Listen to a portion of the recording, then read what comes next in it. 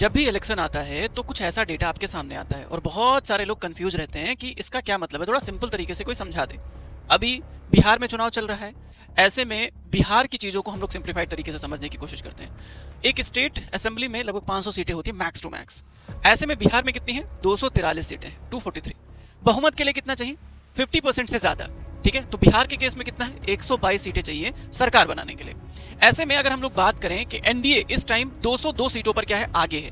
यानी कि आगे का मतलब ये नहीं कि जो सीट जीत चुके हैं, जीते अभी जीरो हैं, बट ये 202 सीट्स पर क्या है? आगे चल रहे हैं। ऐसे में यहां पे लिखा हुआ है +77। +77 का क्या मतलब है? जब पिछली बार चुनाव हुआ था 5 साल पहले, तो उस साल की तुलना में इस बार ये 77 सीटें ज्यादा जीत रहे हैं अभी इस कंडीशन पे। ठीक है, ऐसे में महागठबंधन की बात करें तो 34 सीटों पर वो आगे चल रहे हैं, जीते जीरो, अभी कोई सीट नहीं जीते। और अगर मैं बात करूं कि पिछली बार जब चुनाव हुआ था तो उसके कंपैरिजन में अभी कितनी सीटें पीछे हैं, कितनी कम सीटें मिल रही हैं, मतलब आगे और पीछे के सीन में, तो 76 सीटें ऐसी हैं जिस पर ये पीछे चल रहे हैं पिछली बार की तुलना में। जन सुराज 0-0 नील बटा सन्नाटा, तो ये तो अभी पार्टी ही बनी है। ऐसे में जो भी जीतेगा उसको 122 से प्लस सीटें फाइनल जीतों में, जहां लिखा जीते में 122 प्लस लेके आना होगा, वो सरकार बना पाएगा। यहां पे संभावना किसकी लग रही? एनडीए की लग रही। क्यों? क्योंकि 202 सीटों पर वो आगे चल रही, जो आगे चल रहा है उसी की संभावना तो जीतने की होती है।